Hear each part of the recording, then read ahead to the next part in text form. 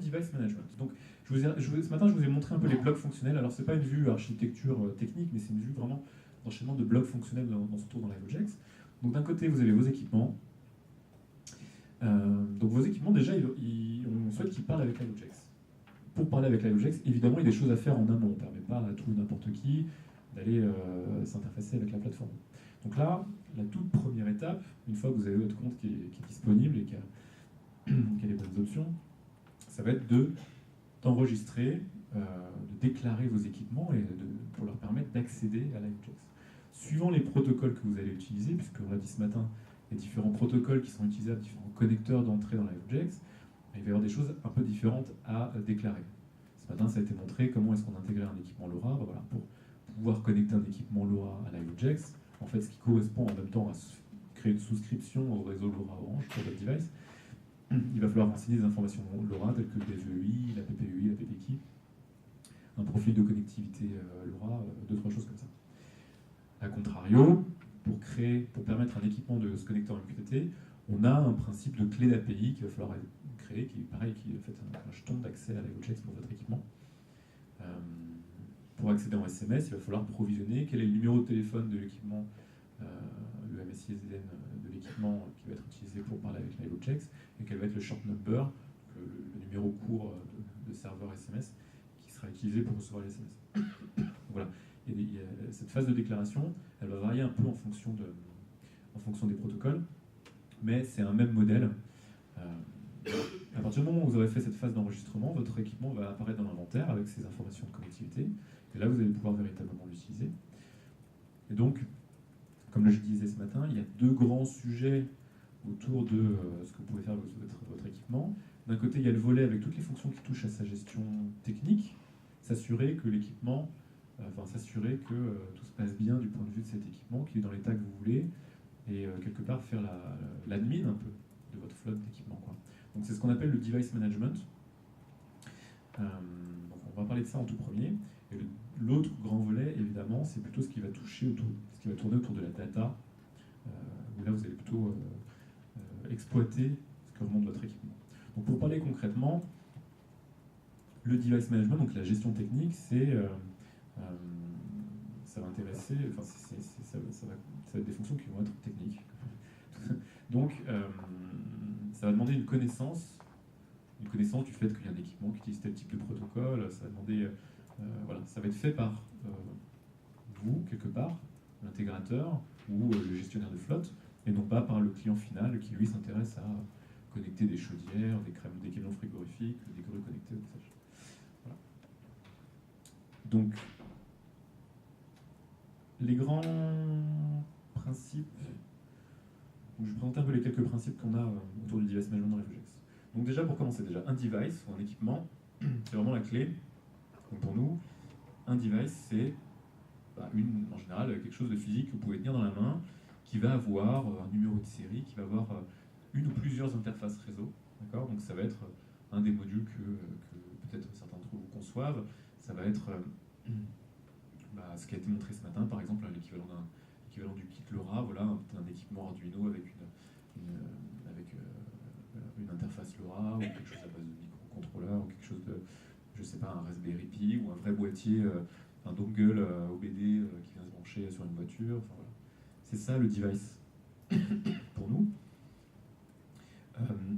On couvre essentiellement, dans LiveObjects aujourd'hui, on s'est vraiment concentré sur le cas où on a un équipement. On va représenter l'équipement qui parle avec LiveObjects. Il peut arriver qu'un équipement fasse office de passerelle et en réalité permette à d'autres accessoires localement de remonter des informations, etc. Ça, c'est des choses qui sont un peu plus compliquées à modéliser. Donc je passerai sur ce type de topologie avant que vraiment certains d'entre vous soient intéressés par ça. Donc là, on parle plutôt du cas où on a un équipement autonome qui parle en direct avec la plateforme, que ce soit au travers du réseau LoRa ou que ce soit via SMS, MQTT, etc. Donc qu'est-ce qu'on a d'intéressant sur un équipement ? Un équipement, déjà, il faut qu'il y ait un identifiant qui soit unique. C'est vraiment le point de départ. Vous avez tous inventé ça si vous avez fait des plateformes IoT. C'est quand même la base. Il faut qu'on sache identifier de manière unique ces équipements. Donc, si vous avez utilisé LiveObjects, on va dire ces 2 dernières années, initialement, on avait un modèle avec une notion de namespace et d'ID. On forçait, on obligeait à mettre en place dès le début d'un projet IoT une notion de namespace, puisque bien souvent, on a eu l'expérience de projets où on commençait à intégrer des équipements, par exemple des équipements GSM, et donc on se disait, bah tiens, la clé, l'identifiant, c'est un IMEI. Et puis, 2 ans plus tard, on commence à intégrer des équipements qui font du LoRa, et là, on a une notion de DevEI, etc. On commence à se rendre compte qu'on peut avoir des collisions entre des numéros utilisés pour l'identification. Souvent, par exemple, quand on utilise des numéros de série, au début, c'est bien, on a un seul modèle d'équipement, on a des numéros de série qui en plus sont croissants, etc. Et puis après, on a un deuxième modèle, et puis là, on se rend compte qu'il y a des numéros de série qui se chevauchent, etc. Donc, c'est pour ça qu'on avait introduit cette notion de namespace pour préfixer finalement les identifiants et éviter des collisions quand on a des natures différentes d'équipements. Et aujourd'hui, on se redirige pour se diriger vers ce qui est proposé dans la norme Lightweight M2M, vers un format d'URN. Alors, on a notre propre URN qui reprend les formats avec namespace et ID, et on devrait s'ouvrir prochainement aux URN, à la liste des URN standardisés par OMA dans Lightweight M2. Voilà. Mais donc, on a un identifiant qui est une string, qui va la plupart du temps être généré à partir de vos identifiants de connectivité. C'est-à-dire par défaut, par exemple dans LiveObjects, quand vous avez créé un device qui est monoconnectivité LoRa, on va vous créer une URN qui sera fabriquée à partir de son DevEI. Voilà, ce sera une URN, le namespace sera LoRa et l'ID sera DevEI. Et ça vous fait une string unique pour identifier votre équipement, et c'est ça que vous allez retrouver dans les aspects device management et que vous allez retrouver dans les aspects data management. Vous pouvez très bien choisir vous-même, réécrire cette URN pour l'équipement. Associer un équipement, on va associer 2 choses qui sont uniquement pour de l'affichage dans notre portail. Quelque part, c'est un nom d'équipement, une description. Ça permet de se retrouver quand on navigue dans les vues, ça peut être utile. Il y a deux notions qui sont assez intéressantes qu'on peut associer aux équipements, qui sont intéressantes parce que c'est des choses qu'on va venir après enrichir sur les données qui sont collectées. Donc c'est deux mécaniques, les tags qui existent depuis le début de LiveObjects. Des tags, c'est une liste de strings qu'on associe à un device, et ces tags vont être positionnés, enrichis sur les données qui proviennent des devices. Et une deuxième catégorie qui finalement rend les tags un peu obsolètes, c'est une notion de propriété clé-valeur, string, que vous pouvez librement associer à votre équipement. Et pareil, que progressivement, on permet d'enrichir sur les flux de data. C'est pas encore complètement effectif, mais par exemple, si vous avez déjà utilisé le réseau LoRa, vous avez dû recevoir des mails qui vous expliquent que début octobre, il y a des changements un peu sur les données collectées, et justement, il va y avoir ces enrichissements qui vont être mis en place. Donc, à quoi ça sert ça, par exemple? Je vous expliquerai la suite après, mais à quoi ça sert? Ça permet par exemple de représenter dans votre inventaire des notions telles que quel est l'identifiant du propriétaire de mon équipement, quel est son bâtiment de rattachement, voilà, si vous avez des équipements fixes par exemple, ça peut vous permettre de structurer un peu votre flotte, d'associer à un équipement un pays, une région, une ville, etc. Et derrière, ça vous permettra d'un côté pour les opérations de device management d'utiliser ces choses-là comme des critères. Je vais pouvoir lister tous les équipements d'une ville ou tous les équipements d'un pays. Je vais pouvoir lancer une campagne de device management sur tous les équipements d'une région donnée, des choses comme ça. Et par ailleurs, avec l'enrichissement, ça vous permettra d'avoir ça sur vos données et donc d'exploiter cet enrichissement côté données pour par exemple dire je veux les dernières remontées de température de tel utilisateur. Voilà. Si vous avez une notion, parfois on a des notions d'appairage entre un équipement et une entité métier typiquement. J'installe un dongle OBD dans une voiture, donc j'ai une notion, mon véhicule, il est identifié par un VIN. Bon, peut-être que vous connaissez ça, les identifiants des bus dans les voitures, un identifiant unique électronique de la voiture. Et puis vous avez votre dongle en lui-même qui est identifié souvent par un IMEI par exemple. Voilà, et donc vous pouvez déclarer dans l'inventaire au moyen des properties ce type d'appairage. Et donc après, quand vous avez votre donnée, vous avez non seulement ce que vous avez remonté de device, mais vous avez enrichi sur la donnée, par exemple, cette notion d'association avec un véhicule. Donc ça peut vous faciliter ce que vous allez faire côté métier. Voilà. Et donc, une dernière notion, qui est une notion de groupe de rattachement. Donc ça, c'est, je vais présenter ça dans une slide après, mais on permet une organisation hiérarchique arborescente de votre flotte. Voilà. Et la dernière partie qui est vraiment le corps de ce qui va vous intéresser vous, c'est la partie, les interfaces de cet équipement. Donc c'est là où on va retrouver justement ce qui fait que l'équipement a le droit d'accéder à LiveObjects, et c'est à ça qu'on va associer des notions de statut, des notions de fonctions disponibles, etc. Et donc ça, un équipement peut avoir une ou plusieurs interfaces qui peuvent être de nature différente, donc qui correspondent à différents connecteurs. Donc, des interfaces qui peuvent être des interfaces MQTT, LoRa, SMS, etc. Voilà. Un petit exemple rédigé rapidement. Voilà, donc un device, on retrouve un ID, des tags, un nom et une description qui sont surtout utiles pour... enfin, c'est juste pour l'affichage de votre portail. Cette notion de properties, donc, qui est librement utilisable, hein, vous utilisez les clés valeurs que vous voulez.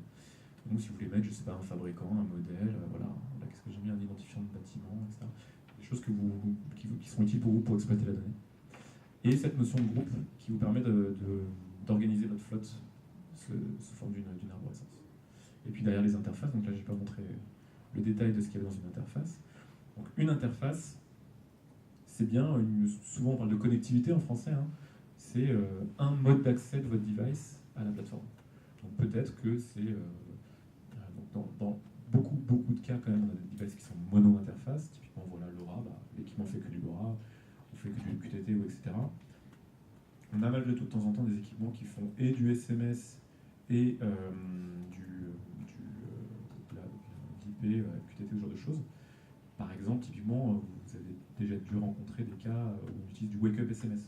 Donc un équipement qui a une interface GSM et qui peut pouvoir être réveillé par SMS, là rentrer dans un mode de communication data, par exemple. Donc voilà, ça peut avoir du sens du coup d'avoir des équipements avec plusieurs interfaces de nature différente. Donc dans une interface, qu'est-ce qu'on a? Donc on a ces notions de connecteurs, en fait le protocole, donc c'est là où on va avoir LoRa, SMS, etc., MQTT, qui détermine la nature du connecteur. On a une notion d'identifiant qui vous permet éventuellement après d'aller interroger des informations sur cette connectivité, mais du point de vue protocolaire. Alors, je présenterai les API après.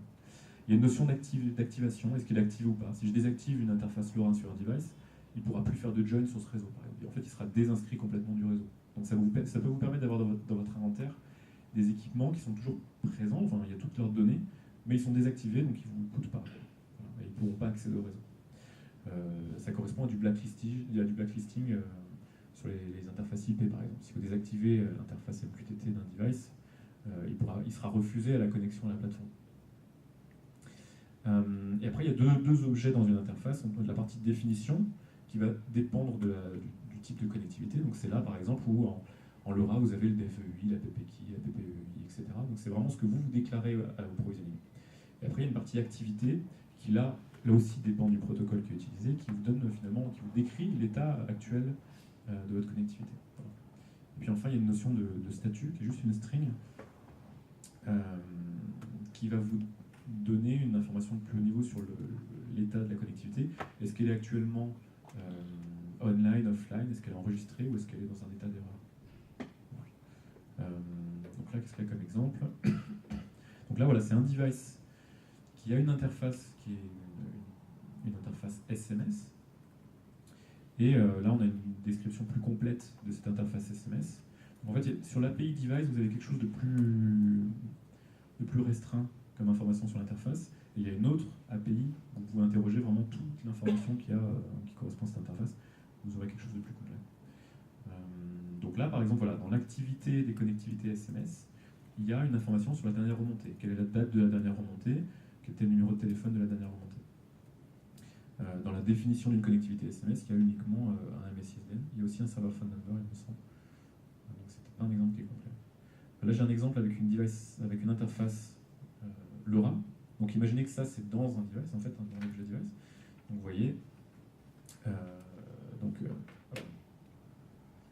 enable true, donc elle est active, donc elle peut utiliser le réseau. Statut online, donc ça veut dire que cette connectivité, il y a eu au moins un join. Donc dans la définition, on retrouve des VEI, type d'activation LoRa, il y a la notion de profil, les options de connectivité, est-ce que j'ai de l'acquittement sur la montée, est-ce que j'ai de la TDOA, donc c'est la géolocalisation par triangulation, la PPEI. La PPKey n'est pas fournie évidemment vu que c'est un secret, ça reste que côté backend.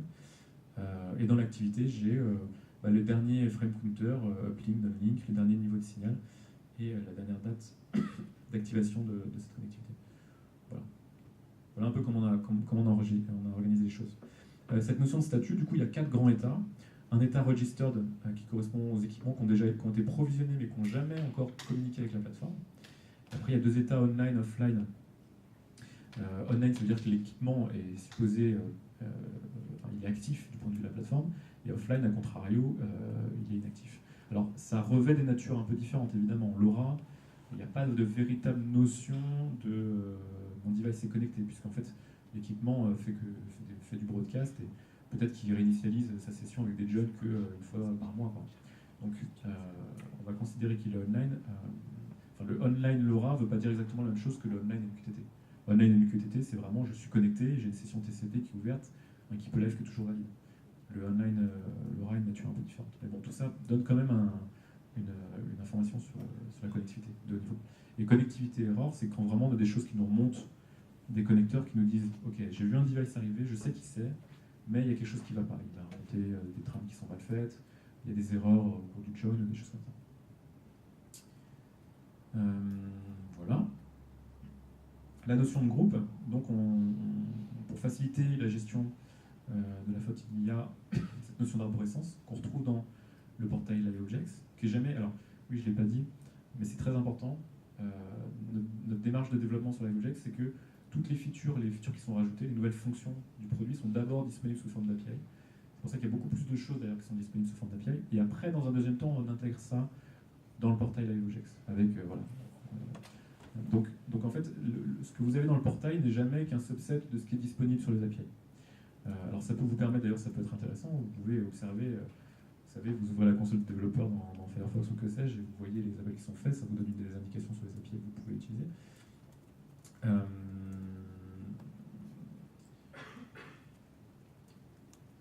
Oui, je ne sais plus pourquoi je raconte ça. Voilà, c'est pour dire en tout cas qu'il y a des fonctions qui sont disponibles sous forme d'API qui ne sont pas encore disponibles sous forme de portail. Donc cette gestion d'arborescence de flotte, c'est quelque chose qui est disponible, en tout cas tout ce que vous voyez dans le portail est disponible sous forme d'API. Donc le fait de filtrer les équipements par groupe, etc., c'est des choses que vous allez retrouver sur les API. Ok, alors avant de regarder après comment on peut agir sur l'équipement, on va revenir dans... je vais vous montrer un peu le portail avec un compte les devices.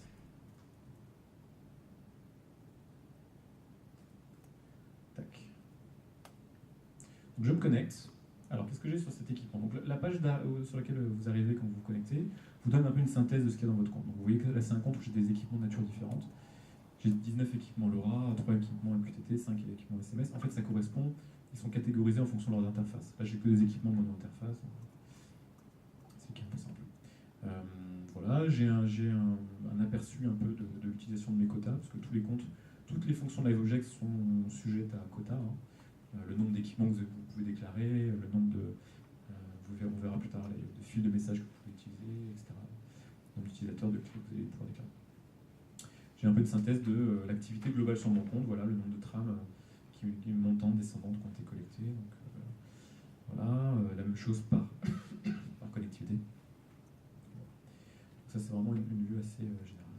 Donc, si je vais en haut, vous voyez les liens là, enfin, dans le menu principal, qu'est-ce que j'ai? J'ai Device. Donc là, c'est vraiment finalement ce qui va concerner le Device Management. En fait. J'ai un onglet Data, donc ça concernera vraiment la donnée qui est stockée. Configuration, c'est là où je vais créer des entités, des règles, c'est là où je vais gérer mes utilisateurs, c'est là que je vais gérer des choses un peu plus globales au compte.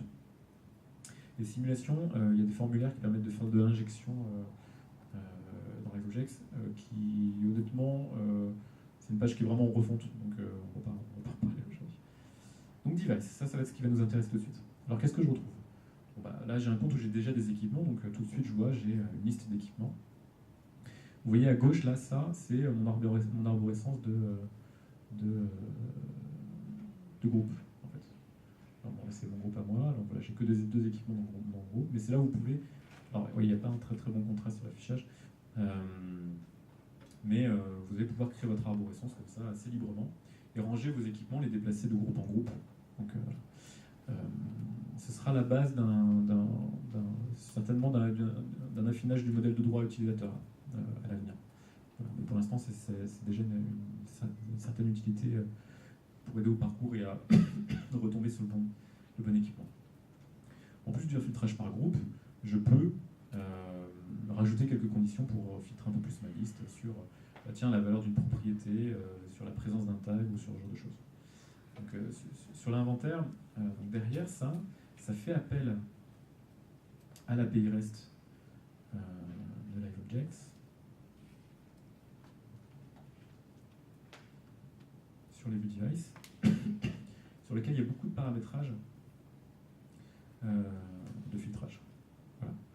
Donc vous pouvez filtrer, rechercher des équipements, évidemment par identifiant, mais aussi par groupe, par valeur de propriété, comme je vous le disais tout à l'heure. Si vous voulez chercher tous les devices qui appartiennent à un utilisateur donné et que vous aviez renseigné ses properties, c'est possible. Par tag, par type de connectivité, par exemple. Voilà, je vais chercher tous les devices qui ont une connectivité LoRa. Donc là, je dis tous ceux qui ont connectors LoRa. J'espère que je tape à une main, je suis pas très bon là. Tac. Voilà, donc là j'ai une liste. Alors j'ai pas énormément d'informations, mais je peux demander plus de champs.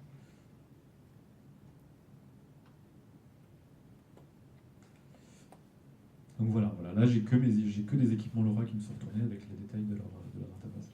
Si je demande des devices qui ont une connectivité SMS, par exemple, voilà, j'ai d'autres choses. Mais vous pouvez filtrer par groupe, par tag, associer tous ces filtres, etc. Donc ça cause déjà beaucoup de besoins juste pour interroger la partie inventaire. Voilà, alors comme je disais tout à l'heure, l'étape de départ, de toute manière, ça va être de créer un device. Alors, dans le portail, il y a un formulaire pour créer un device de manière unique. Donc, quand on commence, qu'on prototype, que vous venez de recevoir votre starter kit, quel qu'il soit, bon, le premier, vous allez le faire comme ça. Mais après passer ça, vous allez plutôt avoir tendance à faire du provisioning, typiquement par de l'import de fichiers. Donc on permet de faire de l'import de fichiers pour provisionner en masse, par exemple des fichiers des équipements LoRa. C'est quelque chose qui est très cool. Donc quand je crée un device, alors là, en fait, le portail me guide pour faire du device monoconnectivité aujourd'hui. Mais fondamentalement, ça s'appelle des API qui permettent de faire de la création de device multiconnectivité. Donc là, voilà, en LoRa, j'ai certains champs qui sont demandés. Pour du Lightweight M2M, j'ai d'autres choses. Pour du SMS, j'ai encore d'autres choses. Donc là, je crois que ça a été montré ce matin, la partie provisioning. Mais voilà. Alors maintenant, je vais aller sur le détail d'un device. Je vais aller sur mes équipements. Qu'est-ce que j'ai fait hier? Tac. Voilà, donc comme je vous disais, j'étais à Rennes. Voilà, donc ça, c'est un équipement LoRa que j'ai provisionné hier. Donc en fonction de la nature de l'équipement, le portail fait des choses un peu différentes. Il y a un peu d'intelligence dans le portail qui voit que c'est du monoconnectivité LoRa, donc il affiche automatiquement des choses un peu différentes. Là tout de suite, il me donne de l'information sur la connectivité LoRa du device. Mais l'onglet identité, lui, va être similaire pour tous les devices. Voilà, je dis ça, mais donc là, je retrouve des choses qui sont assez... en fait, là, il y a un mélange de choses qui correspondent au device et des choses qui ne correspondent pas. Correspond à la connectivité. Alors je vais vous montrer un device MQTT, peut-être ça plus parlant parce que c'est plus proche du volume. Tac. Voilà. Ouais, voilà. Là, on va vraiment retrouver exactement ce qu'il y a dans le modèle d'inventaire. Donc ça, c'est quelque chose que je vais vous montrer après. C'est on a une petite application Android en fait, qui est sur le store d'ailleurs, qui permet de simuler un device MQTT. C'est un simulateur de device MQTT qui utilise l'API MQTT et LabelJex. Donc là, voilà, il est provisionné. Vous voyez, il a un identifiant, etc. Ici, là, qui a été bâti à partir de son IMEI en partie. Il associe un groupe en particulier, mais je peux lui mettre des tags. Ah oui, pardon, je me rappelle. Ouais. Voilà, donc je peux mettre des tags librement qui vont être associés.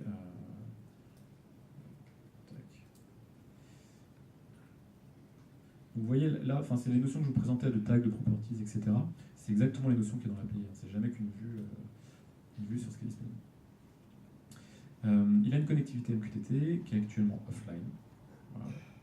Et après, là, vous voyez les autres onglets qui sont à gauche. Ça, c'est les parties opérations de device management dont je vais vous parler tout de suite. Jusque-là, est-ce que déjà c'est clair ou est-ce qu'il y a des choses qui sont confusantes? Non, c'est bon? Oui.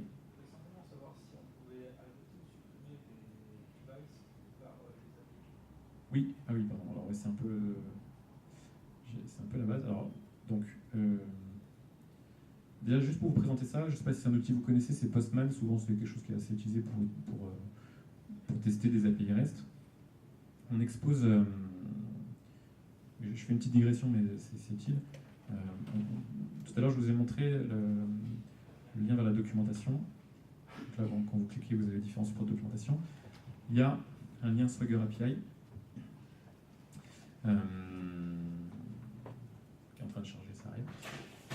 Et donc, ce fichier, donc déjà dans le portail, vous avez la possibilité, vous avez un Swagger UI là, qui permet de, qui est un peu un Postman, bon, qui est intégré dans le web, mais qui est quand même moins flexible, mais qui vous permet déjà de faire de la gestion. Donc par exemple, donc voilà, par exemple, vous voulez voir les API de gestion de device, bah là vous avez l'information. Vous voyez, tiens, pour lister des devices, il y a lister les équipements enregistrés et leur statut. C'est ça. Voilà, donc on vous présente les API et vous pouvez déjà là, avec Swagger UI, faire des appels. C'est pas extrêmement pratique. Enfin, je préconise à l'usage d'utiliser Postman. Donc pour ça, ce que vous pouvez faire, c'est tout bêtement, dans Postman, demander un import et fournir le lien vers le Swagger qui est disponible en ligne. Donc c'est expliqué d'ailleurs dans la documentation. Vous voyez ici, là, Postman Collections. Alors il y a en plus d'autres collections qui sont dans GitHub Postman qui sont bien structurées, encore plus accompagnées, mais voilà. Ça vous permet d'avoir dans Postman, du coup, directement toutes les requêtes qui sont préparées là, qui sont déjà disponibles et vous avez juste à personnaliser en ligne dans l'outil. Donc, ah oui, donc la question c'était, est-ce qu'on peut mettre à jour ou supprimer un device? Évidemment, oui. Donc je peux vous montrer les différents appels. Donc pour créer un device, il y a un appel post. Ah oui, alors là, je sais pas pourquoi j'ai... je vais vous montrer.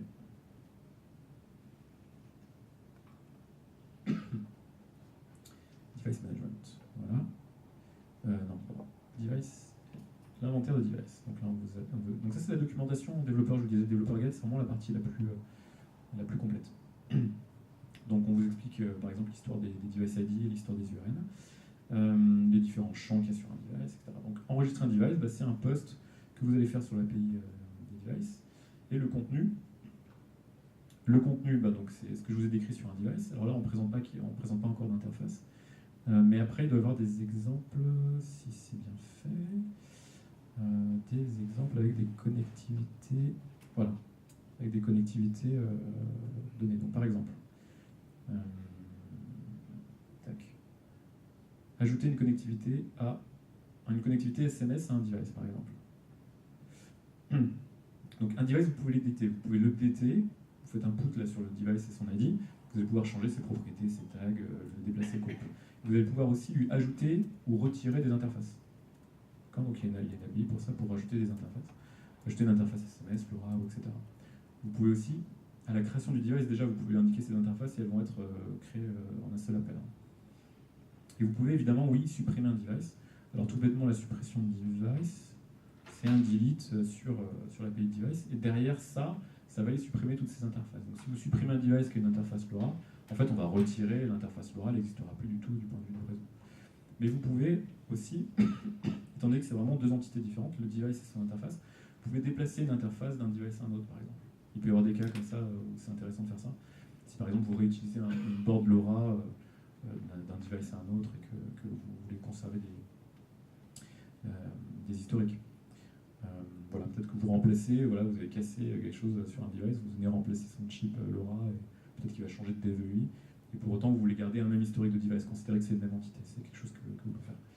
Donc oui, les API permettent, on a vraiment tout le CRUD sur le device et sur les interfaces.